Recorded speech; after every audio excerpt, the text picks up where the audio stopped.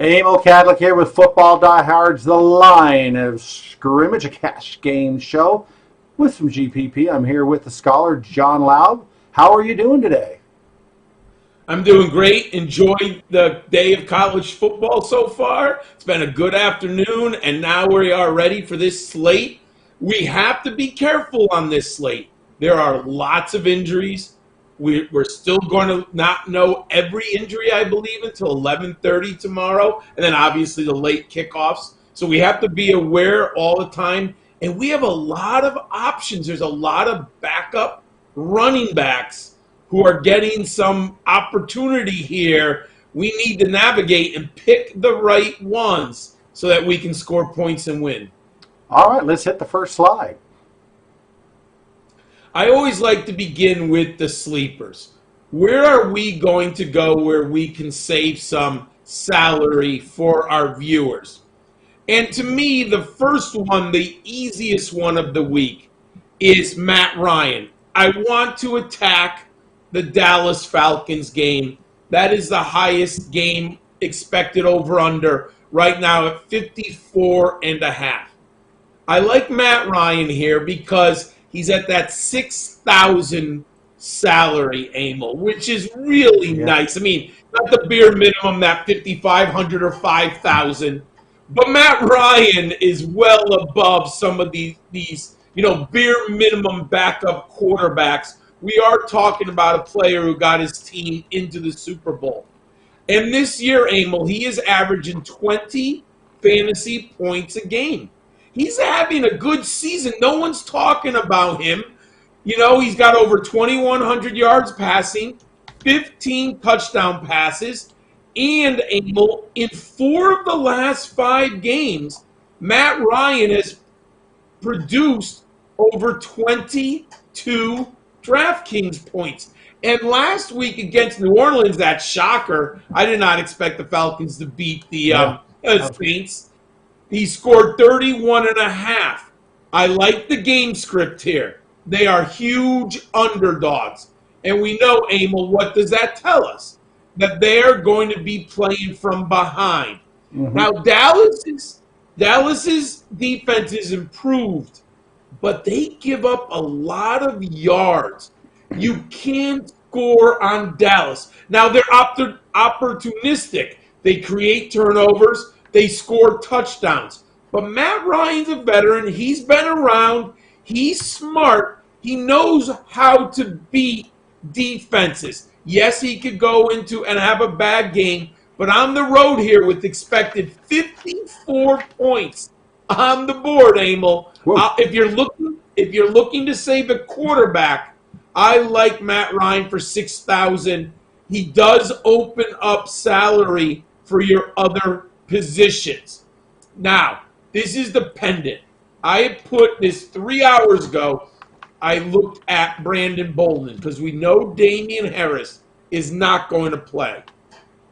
Earlier today, I had read that Ramondre Stevenson, he was still in the concussion protocol. Literally, Emil, about 20 minutes before I came on with you, it came across that Ramondre Stevenson passed the concussion protocol. So, the caveat here for all of our listeners, if you really want to save money and you want to take a risk, I like one of these got the wrong team. Patriots running backs against Cleveland. Brandon Bolden was expected at 2% owned at 4,400. Ramondre Stevenson, Emil, is 4,500. You're basically talking the same salary. I hope that Ramondre Stevenson is the starter. I do think he's the better option for carries.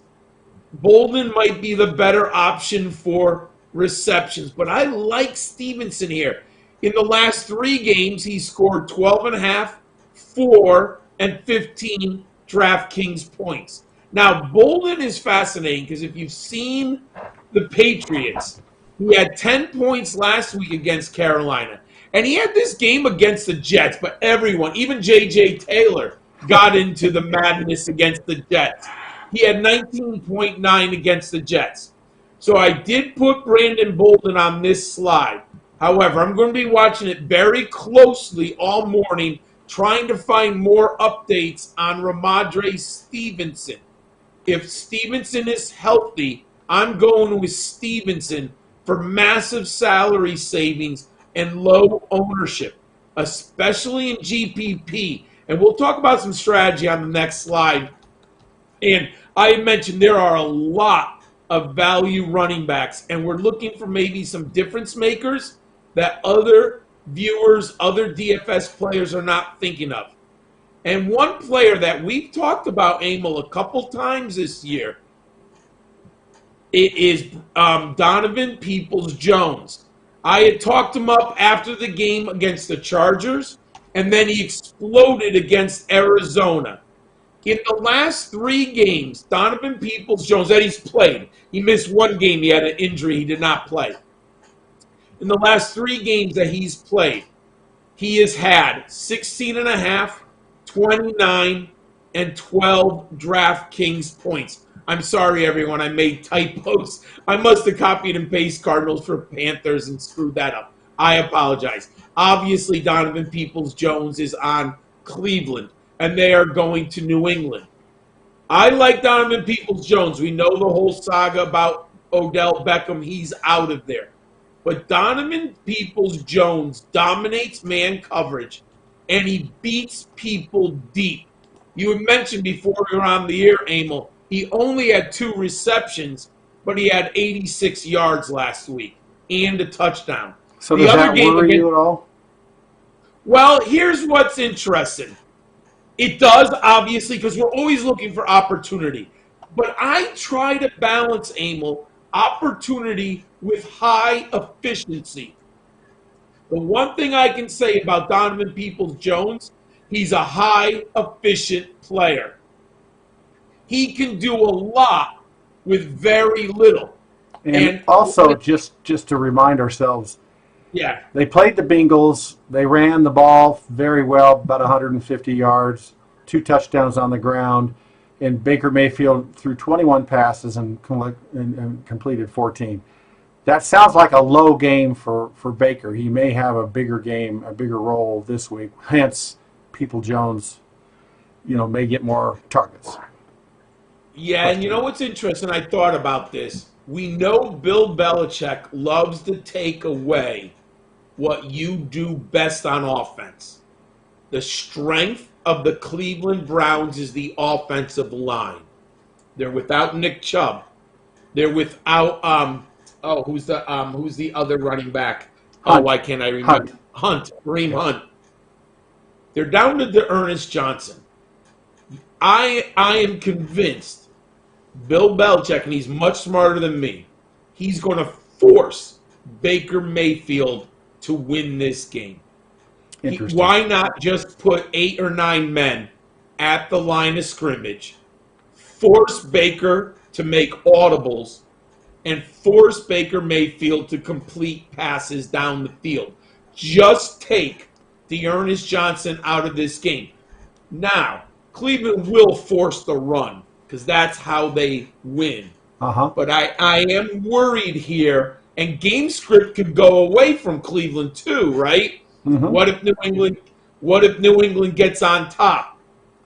So I think if I'm Bill Belichick and that defensive staff, I'm going to make Baker Mayfield beat me because he hasn't proven that without a successful ground game that he can actually beat another team if he is forced to throw the football 30, 35 times a game. And so he's I injured. kind of like – I'm sorry, what? And Mayfield is, injured, playing injured. Yeah, so I think we'll get Donovan Peoples-Jones with an uptick in targets and opportunities this year, and he's only 4,800. So I like him here at that price. And cool. Then no one's talking about A.J. Green, Emil. 2% ownership. Ooh. Cardinals versus Panthers. A.J. Green missed last week. Maybe that's why he's off the radar. He's only 4,600. He has 29 receptions for 456 yards. Now, I don't like how he didn't look at that touchdown, that last second touchdown against with Kyler Murray against Green Bay, but I'm going to ignore one bad play. I don't know what play it was called. I don't know what A.J. Green was thinking. The theory there, John, was that I've heard, I don't know if it's true, it was the ball was going in another way. And if you go back and watch, he kind of looked over his left shoulder a little bit, and I think he was just assuming the ball was going to be thrown in the other direction. But you should always be ready for the ball. Absolutely, my friend. So, I mean, let's put that aside, right? Because you look at this hot streak he had 13, 19, 18. Then he had kind of a dud against San Francisco with 2.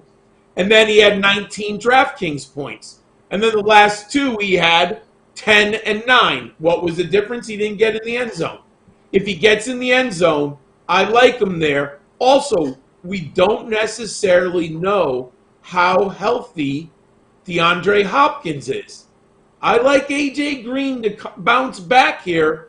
The Cardinals shocked me last week, just absolutely blowing out the 49ers with Colt McCoy at quarterback. God. So I like A.J. Green. If you're looking for a wide receiver, low ownership, you have a 2% A.J. Green there with 20-point upside. Wow, that's really good. I put it in the optimizer, and it allows us to have Cook for Minnesota, Devontae Adams for Green Bay, and Jonathan Taylor in the flex position for Indianapolis. That is nice. Now they picked Jonnu Smith for tight end. So if you have to move up on tight end, or maybe there's a sleeper tight end we can talk about later. But yeah, that sleeper lineup gives you tons of flexibility. Obviously. Yes, it absolutely does. Fantastic. Okay, let's see. We're off to the next slide here. Yes. There we are.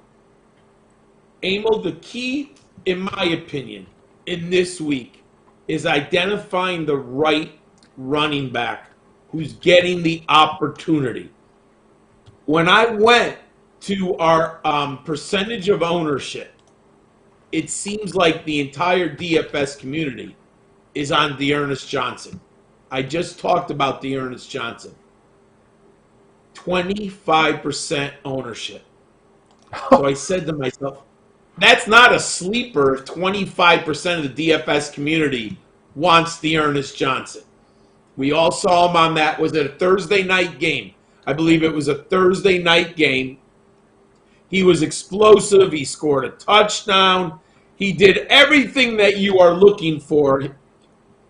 Here he is, game log. Against Denver. 27.8 points, 146 yards rushing. And we know there's no Nick Chubb, no Kareem Hunt. But I said to myself, I don't love the matchup against New England. I also am worried about that high ownership amongst all the cash players. So I started saying to myself, let me look elsewhere. And we just got notice, I think it was yesterday, about 3 o'clock, that Alvin Kamara is not going to play tomorrow. Now, right now, we have Mark Ingram at 7% ownership, Emil. Yep. He's playing the Titans. But you know why I like him? He'll probably get 80% snap share. He's only 31 years of age. He hasn't had a ton of carries in the last 2 years. We know that New Orleans has a dominant offensive line, and I like Ingram because he's a pass catcher and the goal line back. And look at the difference. It is nice. Look at the difference in ownership. Diehards Johnson at 25% or Mark Ingram at 7%. I personally have Ingram ranked higher in my rankings over this Diehards Johnson because I'm very worried about New England shutting down the running game. So I'll take Mark Ingram because I know the touches are there. There's no Latavius Murray. There's no Alvin Kamara. Who else is there to get touches? I'll take Ingram here. And, of course, Sean Payton might throw some guy out there, and we never heard him get a touchdown. Okay. I mean, that happened. You know, he could do that to Alvin Kamara, so it doesn't matter. Also, we have Trevor Siemian starting the game instead of Taysom Hill. I like this pivot. I'm putting Mark Ingram into my dominant cash game starting lineup. I saved $200. The ownership is a lot less. And if Ingram outscores Johnson, which I think that is a reasonable probability that Ingram has a better game than Dearness Johnson, then I'm going to have an edge up in cash games on my opponents. So I love Mark Ingram here. And I've been on him all week. And basically, I believe there's a big three. There's Jonathan Taylor, Najee Harris, and Dalvin Cook. Those are the big three. I think they're all very, very good options this week. Why I landed on Jonathan Taylor, it's the Colts offensive line. They're healthy. Their run blocking grades are out of control. Jonathan Taylor is finally getting the Lions' share of the carries, the Lions' share of the snaps, and they're throwing him the football, Emil. The biggest thing, you know, last year they had Nyheim Hines catching so many balls. But look at this 5-game run. 37, 21, 22, 32, and 35 DraftKings points. Emil, we're looking at a ceiling of 35 and a floor of 21 right now. Ouch. That offensive line is incredible. Jonathan Taylor's spectacular. You could argue he's the best back in fantasy right now, especially with Derrick Henry out. Oh, yeah, I didn't even see this. Even the week before, if you go back 6 weeks, Jonathan Taylor has 23.5 points. I'll take Jonathan Taylor, and I get it. If you like Najee Harris, get it. A lot of people are talking about Dalvin Cook. I get it. Najee Harris is 23% owned. Cook is 17%. Jonathan Taylor is 14%. But I like Taylor. I have Taylor ranked number 1 this week in my season-long rankings that I do. Love Jonathan Taylor here. So I like, it's not, even though Jonathan Taylor costs $8,100, I get significant savings with Mark Ingram. So I like that duo for my running backs. I already talked about Dallas, and I talked about Atlanta. And I like Matt Ryan, but I absolutely love Dak Prescott, Emil. He's coming off a bad game, but he still scored 19.8 points. The 3 games before that in which he started, 31, 26, and 27. I think that they learned a tough lesson. Yes. Hey, you know what? I'm a big believer that you can gain knowledge out of failure and losses. You can learn. The Cowboys had the wake-up call. I saw shows last week, Cowboys, best team in the NFC, going to the Super Bowl. You know what? They were reading the headlines, Emil. I agree. They got the wake-up call. Denver smacked them in the face. They smacked them in the face offensively with the offensive line, and they just came after Dak Prescott. Mm-hmm. I think Dallas bounces back here. They're home, and we have, I think it's the second highest over-under. Let me get back to that. I got to look at that page. Yep, no, sorry. Oh, no, they're the highest. I'm sorry, we said that before. Falcons, Dallas, highest over-under. I'm getting the home quarterback in the highest over-under coming off a bad game. Plus, he's below the $7,000 threshold, Emil. And here's some interesting numbers. Justin Herbert, over $7,000, highest owned quarterback. Josh Allen, nearly $8,000, second highest owned quarterback. Tom Brady, who I love, I think there's three quarterbacks: Tom Brady, Dak Prescott, and Matt Ryan. Tom Brady, 8% ownership with $7,600. So I'm saving money, saving salary with Dak Prescott at $6,900. Absolutely love him against Atlanta in this spot. And I decided I've got to give the viewers and our DFS fans salary savings. I'm on Tyler Johnson as long as Chris Godwin doesn't play. It's questionable. I'm kind of looking around. I don't think Godwin's going to play. I could be wrong, and we'll find out tomorrow morning around 11:30. But at 3,300, Emil, I can get one of Tom Brady's starting wide receivers against one of the worst secondaries in the NFL. I'll take Tyler Johnson all day. Last week against New Orleans, 6 targets, 65 yards, 11.5 DraftKings points. If he scores, he has a 17-point day. There's no Gronk, and most likely no Chris Godwin. I think Tom Brady's going to throw 3 touchdowns minimum. Wow. So I'll take Tyler Johnson here for 3,300. Look at that salary. Right now, on our Fantastic Four, you've only spent 22,800. For the last 5 positions, you get 5,440 per player, plus you get a defense and a tight end. So you can still spend up on another stud running back if you pay down at tight end and at defense. Emil, did you plug that in? I did. But first, let me do a quick thing. We got a guy who's has a question, which feeds right into the slide. Robert Ferenc, I'm not sure how you pronounce it. Would you put in Johnson?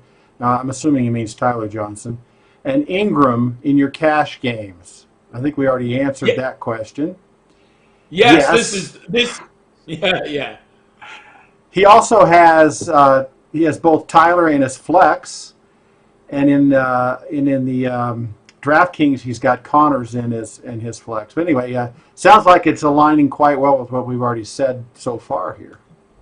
And I'll say this: if he's listening, I hope Robert's listening. Yes, I like this. I like all these 4 players in my cash game lineup. Also, I like James Conner a ton. And when I was doing my research, Emil, I almost put James Conner at a sleeper. But I thought he's too good. But you know why I identified him? James Conner's only going to be 8% owned. Wow. People aren't interested. I don't understand. I would have guessed that after a 3-touchdown day, James Conner would have been owned on like 30% because he's only 6,300 and there is no Chase Edmonds. I know Eno Benjamin got some touches. He hasn't shown us that he's Chase Edmonds yet. And the game script, when the Cardinals are favored, James Conner does very well in the second half. But I said I can't, it's too easy to identify James Conner. But I love him in the flex with Jonathan Taylor and Mark Ingram. Fantastic. Another thing that we got to remember, Robert reminded us, is what's the other guys? Now I forgot his name. Just a sec here. Starts with an F. Jeez, I'm getting old. Running back? Yeah, he's on the COVID, so he's not. Fournette. Oh. No, the guy for Felton. Felton, yeah. Which, I'm not sure if he's a running back or receiver because it's but he's out with the COVID. He's not playing. And what Fench said is he meant the Cleveland Johnson, not Tyler Johnson. Okay, so yes, I could, if you want to pay up. He meant Ernest. So in order to, find the high-end wide receivers. I'm okay with that. You are taking some risk, but I understand the roster build with that factor. So that's not bad. You are taking on some risk but I'm okay with it. Sounds good. I did also flip this through the optimizer with this lineup, Yeah. and of course it it gives us Cook for Minnesota, Devontae Adams for Green Bay. It gives us Pittman for receiver, and then it has Jonnu Smith. So we must have him a little higher ranked. So you're going to have to stick a tight end there somewhere. Yeah, So, let me see. What is Jonnu Smith? What is his salary? Do you have that, Emil? I wonder yes, why I they're do. low. Just give me a sec here. Because I wonder why the optimizer's loving him so much. Let me. He must be Well, dirt cheap. these are ranked with our rankings. Oh, your rankings. So it may be that if I can only spell his name right, he's at Oh, here we go. 2,500 salary. That's why the salary savings is so significant. And Cleveland, I think Cleveland is bad against the tight end. Yeah, Let he's a me check 2.2% owned player, so he's an interesting guy to think about. That's why. All righty, So fascinating slide. yes. All right, off to the next slide here. All right. All of our viewers, all of our listeners, we are here to help you build better DFS lineups. And thanks, Robert, for asking questions. We love when viewers engage with us. But on footballdiehards.com, every week, we have all of the information that you need to build better DFS lineups. We have DraftKings cash plays and DFS GPP stacks with Jamie Cololandro. We have the Shadow Knows with Gary Davenport. We have DFS 3 and Out by Bob Harris. We have Digging in the Crates Daily by Justin Lanero. And we have DFS Die Hard Show on Sundays with Jason and Jamie. And, of course, we update all Sunday morning, all injuries. And you can always listen to Bob Harris on Sirius XM. And he always gives out, I think it's about 11:30, gives out the inactive list. So we will know at least by 11:30 if Ramondre Stevenson is suited up or not for the New England Patriots. Sounds fantastic.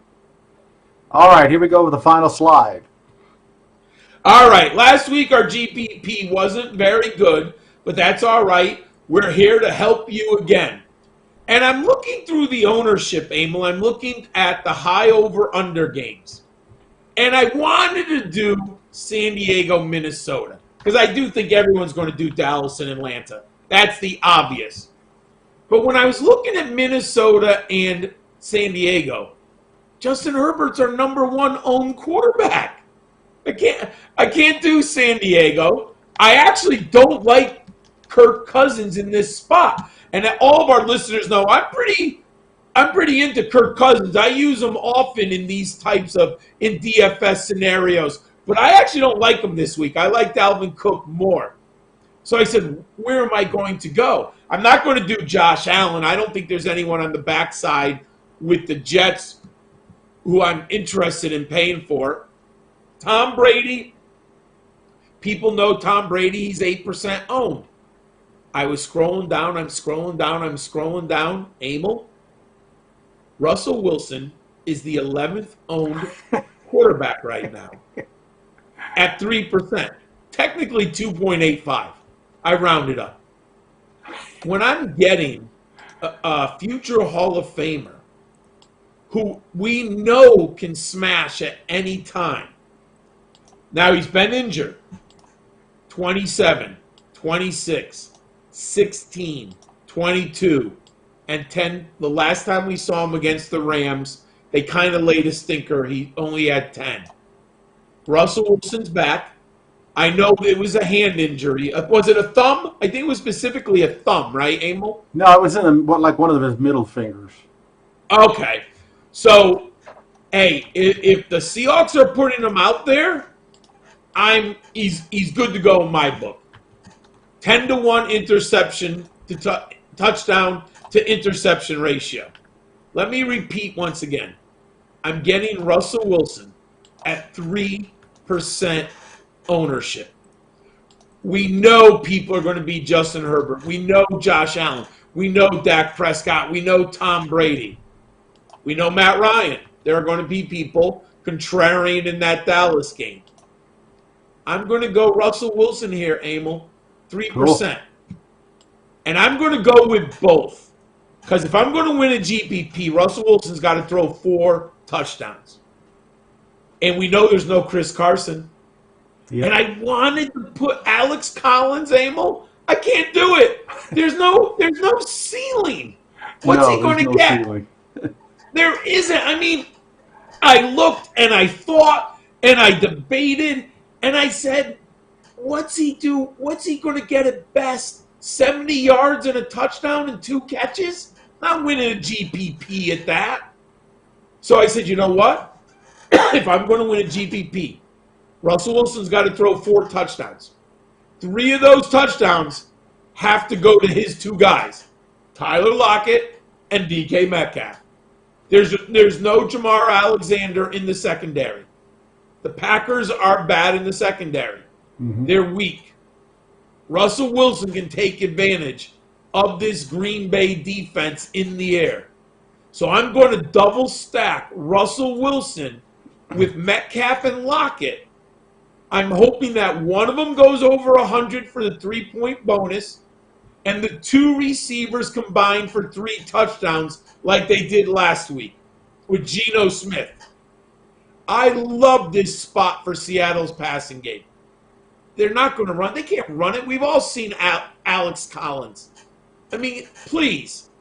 And I have no confidence in Rashad Penny. Come on. How many years do we have to talk about Rashad Penny? I'm done. I'm out. I still have him in a dynasty league. You know, I mean, you can't cut him, right? But he's just sitting there. Pretty soon. I'm going with Russell, Lockett, and Metcalf. I'm hoping that all the throws are funneled to those 2, as few scraps to the tight end and the 3rd wide receiver. I'm going there. If I'm going to win a GPP, that's how it's going to happen. And I really thought a nice pivot at running back, when you are looking at the big running backs, Emil, Najee Harris, 23%. Austin Eckler, 20%. Dalvin Cook, 17%. Jonathan Taylor, 14%. Ezekiel Elliott, 11%. I keep scrolling down. I'm scrolling down. Michael Carter has right now a higher ownership than Aaron Jones. Let me repeat that. Right now, Michael Carter of the Jets has a higher ownership than Aaron Jones. Now, I like Michael Carter. He's a nice little cash game player. He ain't winning you GPP. He's not getting you 30 points. Aaron Jones is expected at 7% ownership. What an amazing pivot off of all the other big running backs. In 2 of the last 4 games, he has scored over 21 DraftKings points. Now, unfortunately, in the other games, he's only scored 5 and 9. But that's why we go for GPP. Also, we know in the past, Aaron Jones has big-time touchdown potential.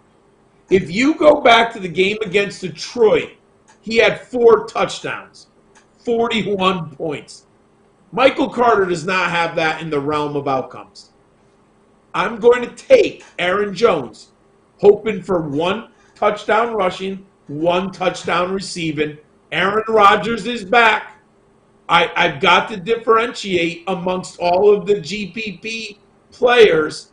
I'll hope Aaron Jones, this is another one of his smash spots against this Seahawks defense that isn't very good. And then I had to find a 5th player.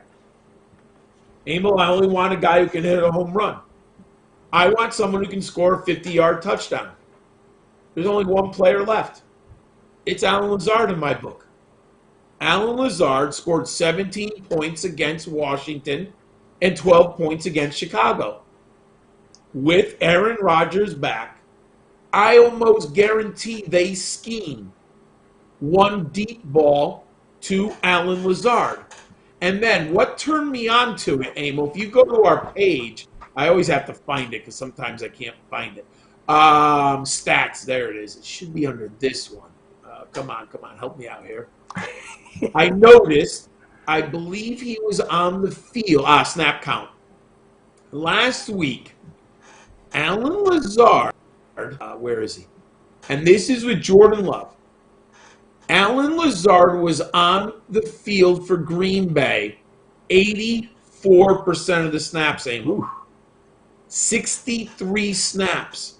Devontae Adams was 63 snaps. Mm-hmm. The difference is Devontae Adams had 14 targets from Jordan Love. Alan Lazard had 1. If he's going to be on the field for 84% of the time, snaps lead to opportunities, lead to targets, lead to fantasy production. I'll take that. He's only 4,400. He's going to be 1% owned. And we know a healthy Alan Lazard with Rodgers is easily capable of scoring a 60-yard touchdown. That's my GPP stack this week, Emil. What do you think about that one? It's a nice one. I like it. One quick thing. Just It was a quirky game, but Carter scored 32 PPR fantasy points against Cincinnati in Week 8, where he caught he caught 9 balls.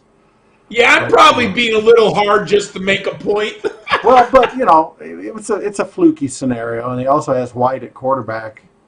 Yes, who's playing well. It's stunning. Anyway, and Robert had another question, and I'm not sure if I quite understand it. He said, "Are you worried about Rodgers? Are you worried that Rodgers is back playing? Maybe he's worried that Seattle won't have the ball a lot because they'll drag the ball out. I'm not sure. What do you think?" Well, I mean, look, I do believe that they'll play better with Rodgers, and if Rodgers is pushing the ball down the field and Green Bay scoring points, that's even better for us because that forces Russell Wilson on the other side to push the ball down the field. Up, yeah. And I did put the lineup in, and it gave us, with this contrarian, it gave us Ingram at running back, Mark Ingram for New Orleans. It gave us Cook, Dalvin Cook for Minnesota at flex, and it gave us that Jonas Smith again and the Arizona defense. So that's fitting some nice players in there. Absolutely, my friend. Of course, that's just one of the flex outputs that gives a million outputs. And you can, if you like a different tight end, tight end, you can put Conklin in or something and see what happens. Or Conklin's in. I do like Dan Arnold is very cheap, and I like Conklin too. They're both, I think they're like 35 and 3,400. I like both of those players. But I would say this, Emil, I did look this up because I was debating that. But in a GPP, I would play Conklin because right now, Dan Arnold is the #1 owned tight end. Wow. Dan Arnold is owned at 13%, and Conklin is owned at 3%.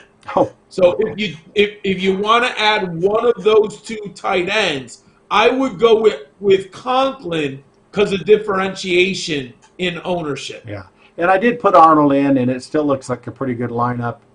And here, I don't want to spend too much time, but let's put Conklin in real quick here, just to see what this optimizer does. Yeah. And let's see what we do. With Conklin in, it's got Dearness Johnson in at running back, and it has Dalvin Cook in as the flex for Minnesota and the Tennessee defense. Still pretty good. That's not bad, my friend. Now, we're forcing a lot of things. That's 6 players we're forcing, but you can do this with the optimizer and, see what it comes up with for you.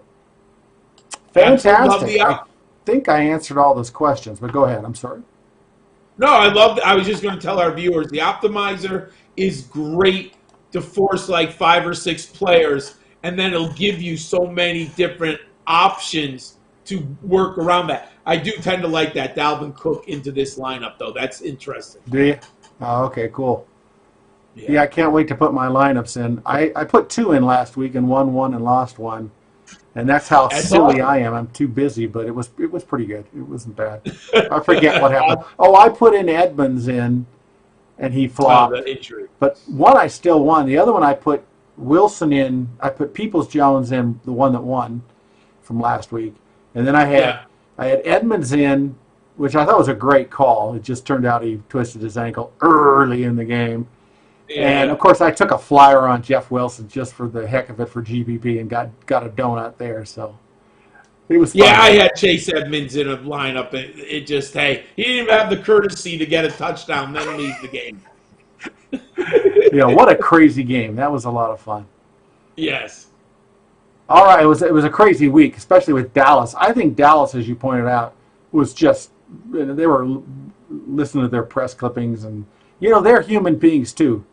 And, I personally think they got cocky, but man, they got kicked in the ass, and it lasted the whole game. At halftime they didn't go, okay, let's start playing. No. No, never woke up. It was too late. They had those 2 late touchdowns, right? All right, anything else you'd like to add? No, just tomorrow's a very important day with injuries. You have to stay focused all morning to make sure your players are in it. Yeah, and of course we have that all at Football Diehards, all the injuries and updates, and we update our cheat sheet. If there's a major injury, we update the cheat sheet, which updates the optimizer. So, fun stuff. Well, excellent. Wonderful show. Great stuff. Can't wait to get my lineups in. I'll probably do it tomorrow morning early and should have some more fun. Well, thank you, John, and good luck to everyone.